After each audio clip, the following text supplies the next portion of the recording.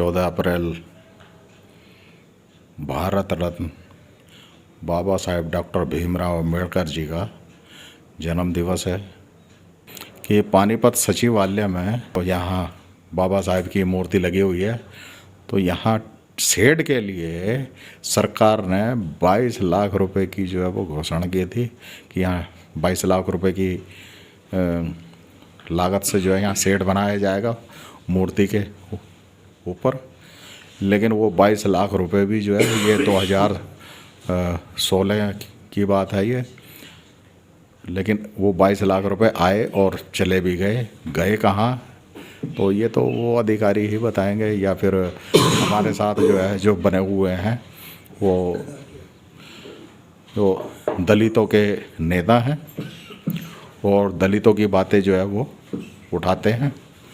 तो जिनका नाम जो है वो एडवोकेट नरेंद्र भीवान जी है, वो सारी इसकी जानकारी देंगे कि भाई क्या क्या हुआ अब तक दलितों के साथ में, जो कितना धोखा हुआ दलितों के साथ।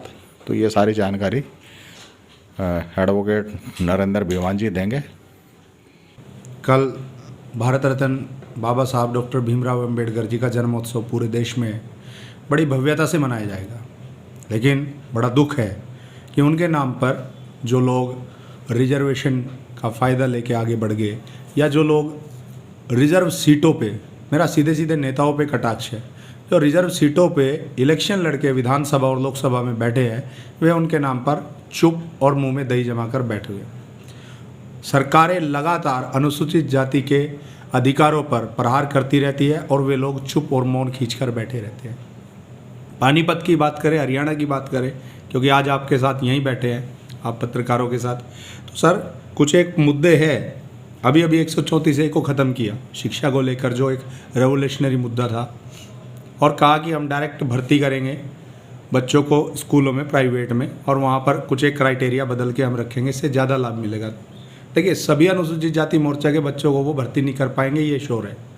तो मेरा ये मानना है कि ये जो स्कूल और ये फैकल्टी इतनी बड़ी बड़ी खोल के रखे हुए हैं आप, सरकार ने सरकारी स्कूल कई एकड़ के बना रखे हैं, इनमें क्या वो 60,000 रुपये दे के भैंस को घास डालने के लिए मास्टर लगा रखे हैं, वो बच्चों को पढ़ाने के लिए लगा रखे हैं।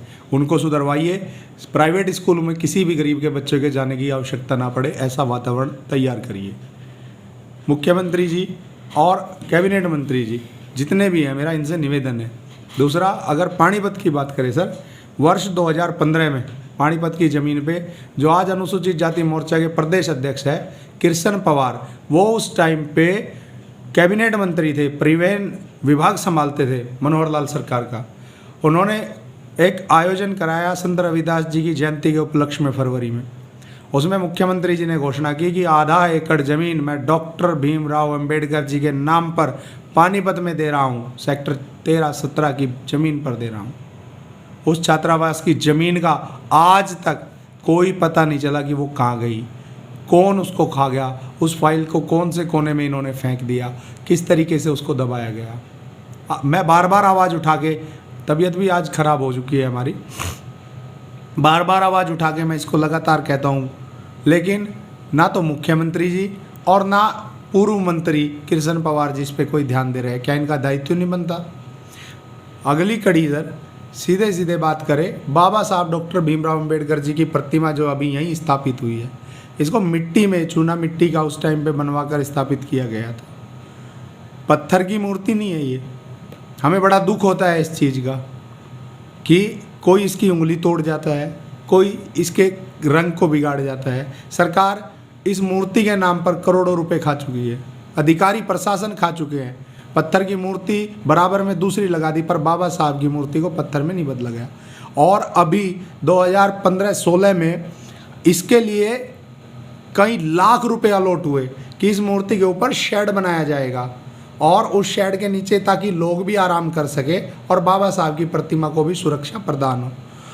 इन लोगों ने शेड बनाने की बजाय उस पैसे को गोड़ मोड़ करके पता नहीं कौन सी तिजोरी से निकाल कर किस तिजोरी में पहुंचा दिया, कहाँ खा गए। प्रशासन को इसका भेद तक नहीं दिया प्रशासन ने इसका, और सरकार के कान पे जूम नहीं रेंगती।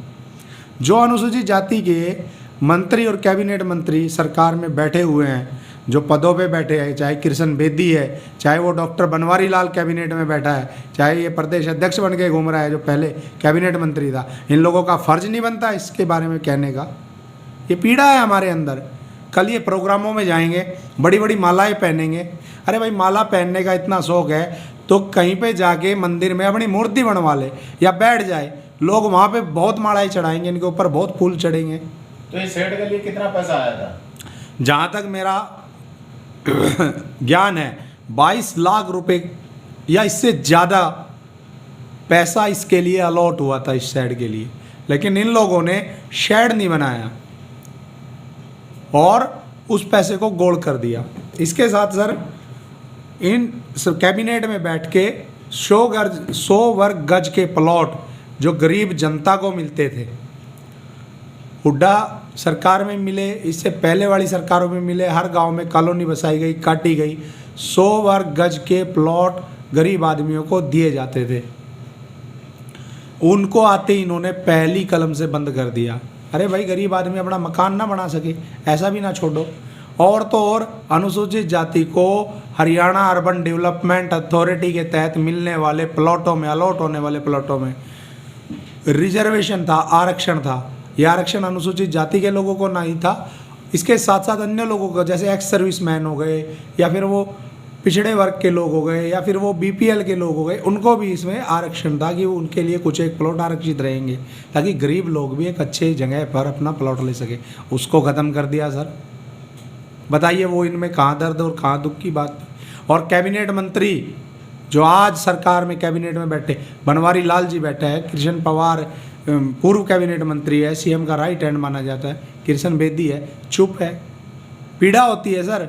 क्या इसलिए बाबा साहब ने इतने बलिदान दिए थे कि ये लोग इस तरीके से उनका फ़ायदा उठाकर कैबिनेट में बैठकर एसी गाड़ियों में घूमेंगे और मेरे समाज के मेरे बच्चे गेहूं के खेतों में इसी दोपहरी में काम करेंगे? इनके लिए।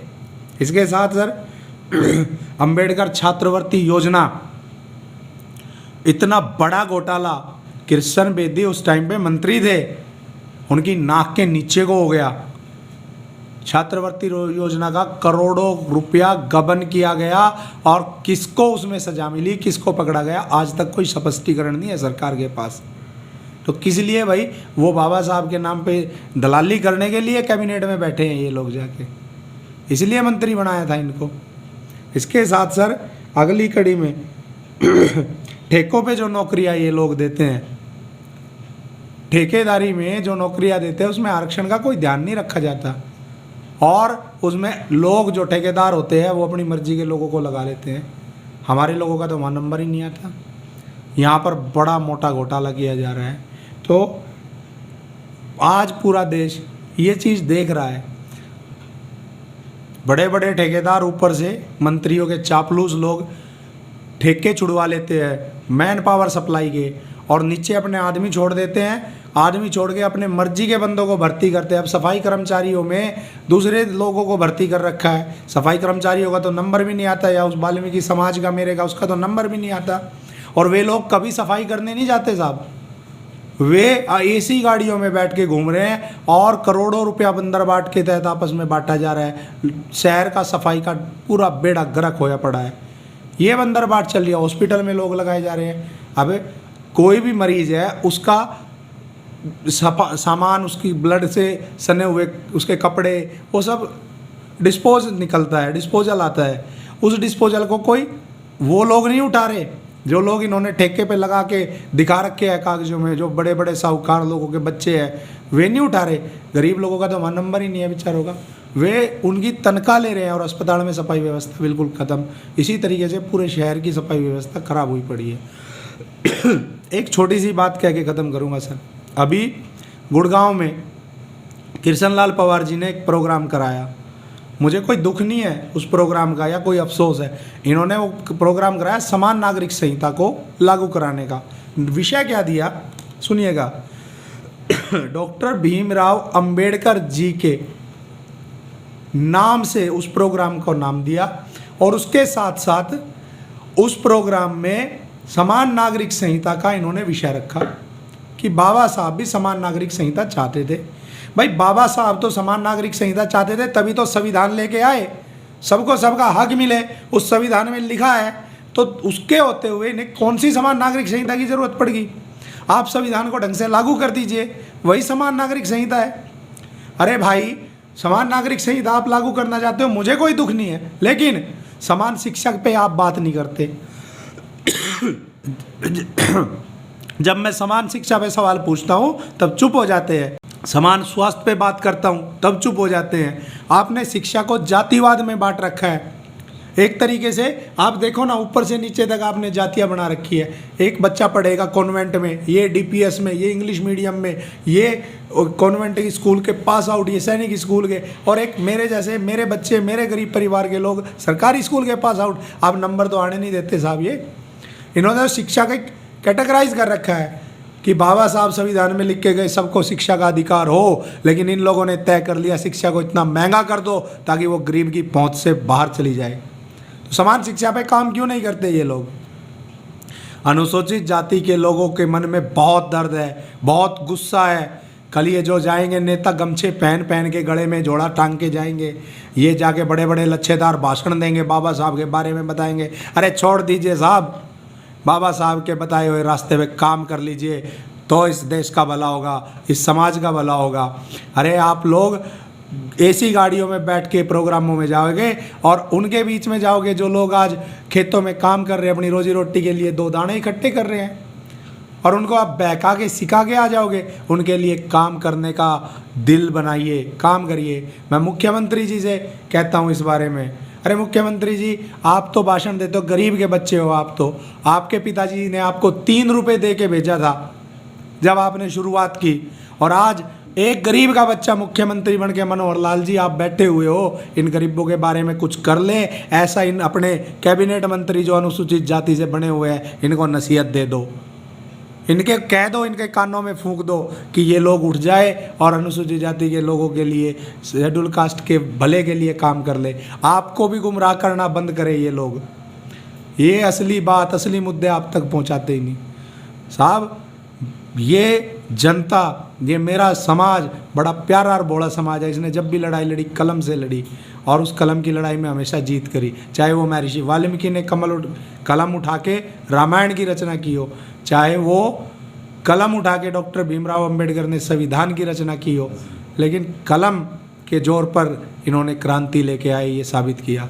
इस मेरे बोले समाज के मन में जो पीड़ा है, उस पीड़ा को समझो, उसके लिए काम करो, वरना ये तुम लोगों को ऐसी गाड़ियों से उठा के और सड़क पर लाने में 1 सेकंड नहीं लगाएंगे। जय हिंद, धन्यवाद।